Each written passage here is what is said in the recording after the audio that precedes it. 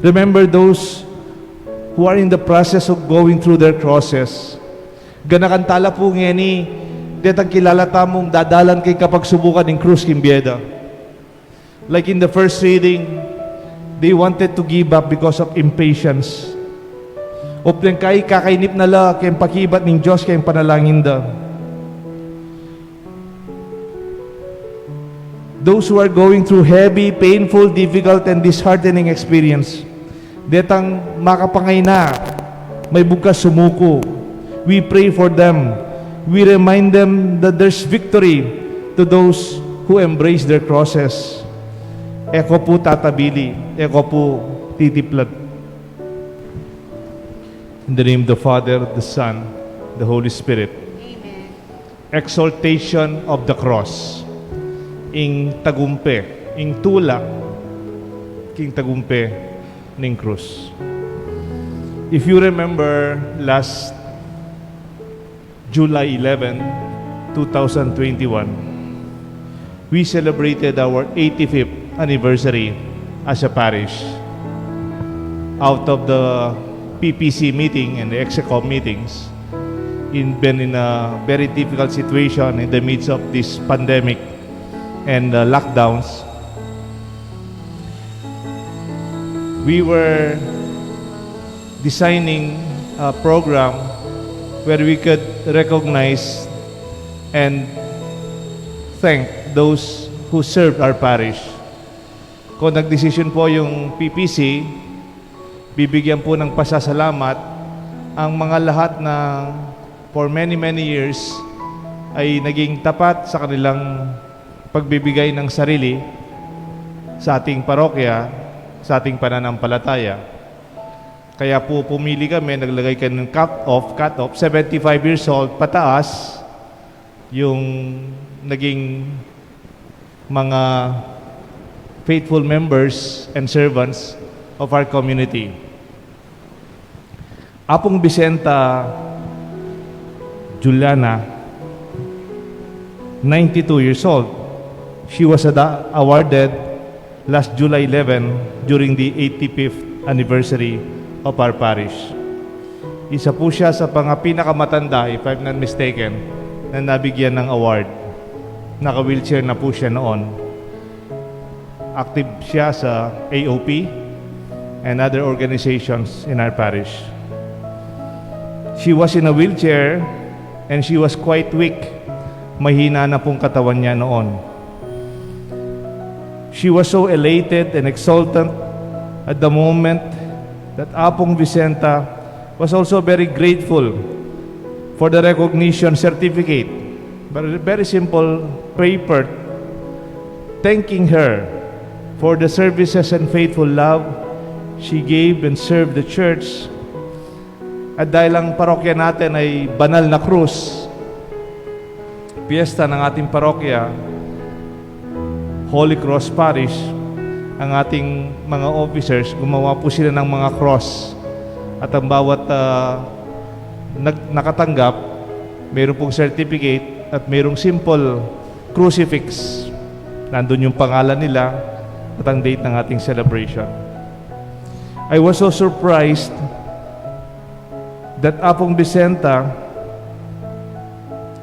was not so grateful and happy for the certificate of recognition and crucifix she received. As we gave her the crucifix, she embraced the cross tenderly and kissed it. Kinaul na po itang krus. At saka na po inuma with her frail hands. May nano po rin gamat na, pero kakaulan na po yung krus during the time of the recognition. You could see her face, her joy, her victory. Wow. Now I understand why in our parish there are many who can endure their cross. Ang ating parokya ay banal na krus. Hindi po mabigat na krus. Hindi po pabigat na krus. o obligasyon na krus. We celebrate our crosses. And you know what surprised me? In her very frail voice, sinitsit na po kanako. Among Deo, salamat po, kaniting krus. Pwede ko pong pagsabi, potang mate ko. Buri ko, tatal ng king krus ay ni. Ay po sasabihan yan. Don't say that, no? May I request when I die, I want this cross to be with me. And I smiled at her words. And you know, in spite of the very busy schedule, I think it was a Sunday, it was even a Sunday, we had a lot of activities. Those words of Paping Vicenta, I could not forget. They were etched in my heart and in my memory. Yesterday evening, September 13, 2021, at the eve of the feast of the exaltation of the cross, Apong Vicenta died. Meteya po Apong Vicenta nabengi.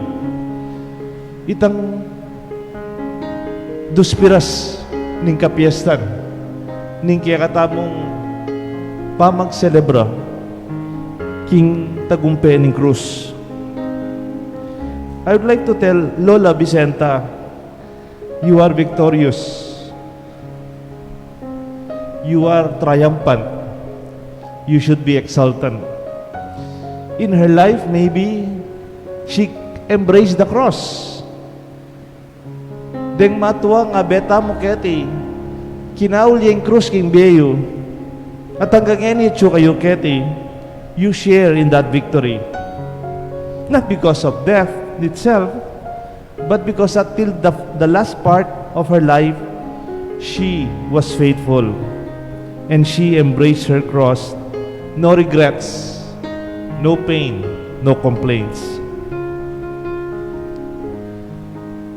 We celebrate this feast day of the exaltation of the cross because of persons like you, Lola Vicenta, and for all the people who endured and embraced their crosses in life. Some of them are here in our church, and many of them are celebrating this Mass with us online. Embrace your cross dearly, even until our death. Today we celebrate the victory of the cross. We are exultant at the triumph of the cross. And then I realize, alam niyo po yung salitang pangalan na Vicente, at saka Vicenta. This is an Italian, even Spanish and Portuguese name. Like its French variant, it's called Vincent, and it's derived from the Latin name Vincentius, which means conquering, from the Latin word vincere, to conquer, to be victorious. Kaya kung minsan pangalan ng iba, Vic, Vince, Sente, Bitoy, Vin, it all means victor.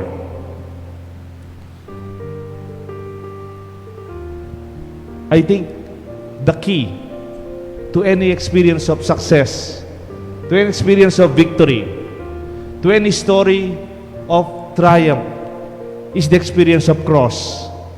Makinig ho kayo sa mga taong naging matagumpay o yung mga taong nakatanggap ng karanasan ng kanilang tagumpay sa buhay nila.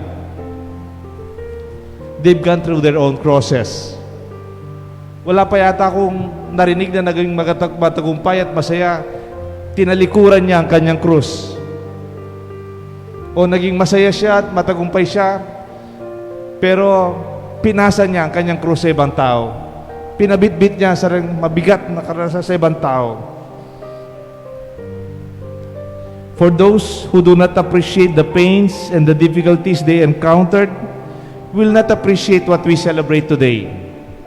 Di na pong man tatanggapan ng sariling masakit king biyeta at mga bayat, siguro da manaintindihan o ba't magmisa tamong ngeni ken tagumpening krus. For those who avoid opportunities to give themselves in service to others and letting go of themselves will not also appreciate our celebration today. In fact, they would even avoid us siguro. O ba't katulad na rin ken cross. For those who don't understand why we have to sacrifice for a higher cause than ourselves, they will not also understand why we have to be exalted and to celebrate the cross. Kaya kayo pong pengari, dinalan mabayat, masakit.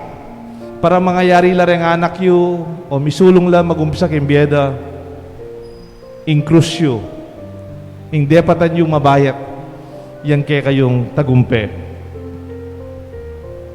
Victory is celebrated by those who fought. In tagumpe, deng mo masaya ilang linaban. Nung nakamalinaban, nakaman maging masaya. Uling nakaman habe, ketang pekilaban daw. The joy of overcoming is reserved only to those who gave up so much, who never gave up in the challenges before them.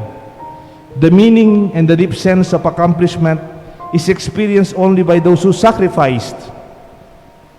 We are not victims. We are victors.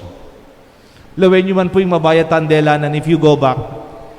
When was the time in your life that you experienced the heaviest? Kapilan po kay yung aranasan yung peka mabayat King Bieyo. As far as you can remember, tandaan niyo po, that point in your life, you have proved how strong you are. Itang peka mabayat adelanan niyo, pero binili, igse, tunulak, pinasa. Sabyan ko kaya kayo, o ita mo naman yung panahon, pinaka malakas kayo. You don't see your strength, potang kira-kira ka mo. You do not see your strength, potang good time ka mo.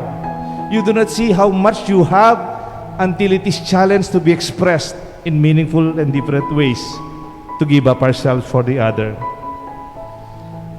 Are you now carrying a cross? Embrace it dearly and do not let it go. We shall overcome. We will triumph. We shall be exalted. This is proven through time, through the history of our cross, not only the times of Jesus and far beyond these apostles, the saints, until now. Peace and contentment is known by those who embrace the cross, not those who run away from it. You do not know how tough you are until you see what you have gone through, especially the most difficult days. Remember those who are in the process of going through their crosses.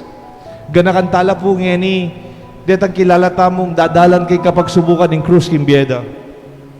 Like in the first reading, they wanted to give up because of impatience. O kay kakainip nala kay pakibat ng Diyos kay panalangin da.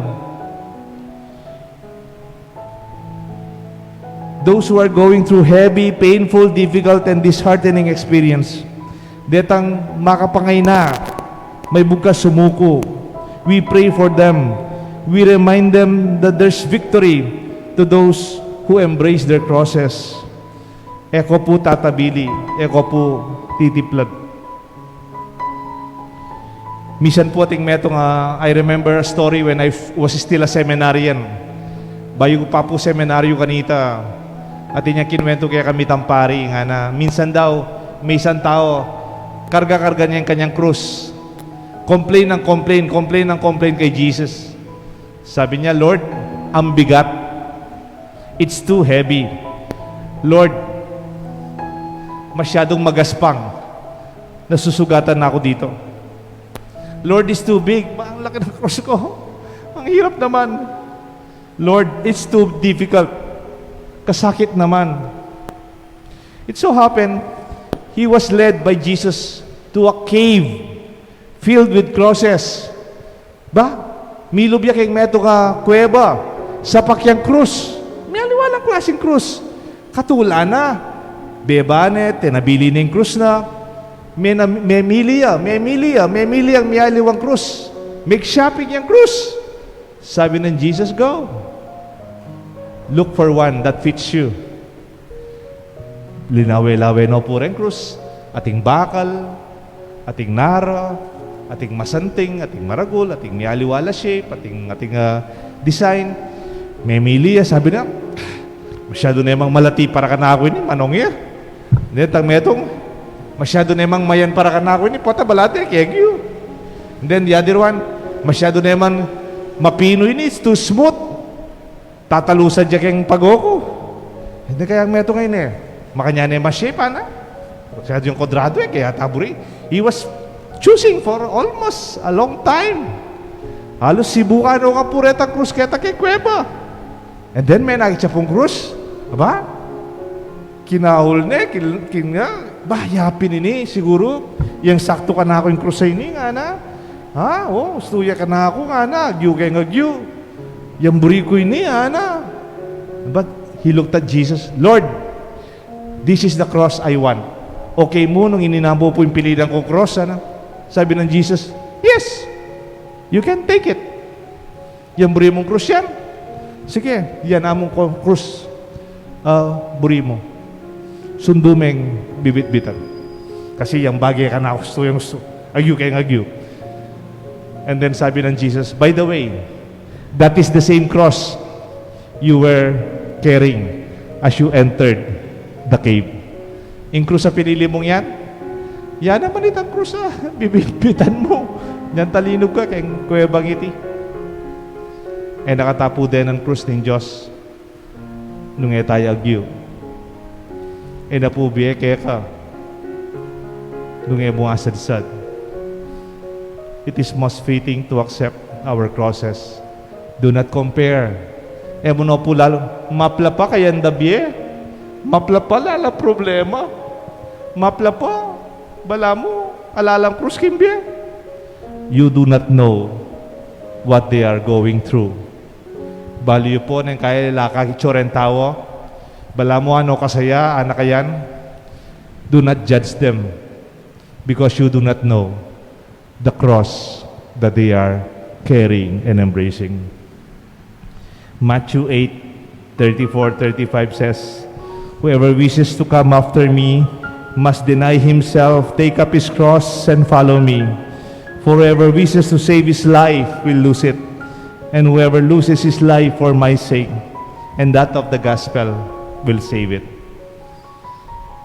We adore you, O Christ, and we praise you, for by your holy cross you have redeemed the world.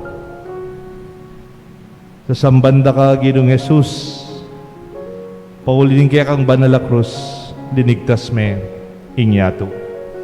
Amen. In the name of the Father, the Son, and the Holy Spirit. Amen.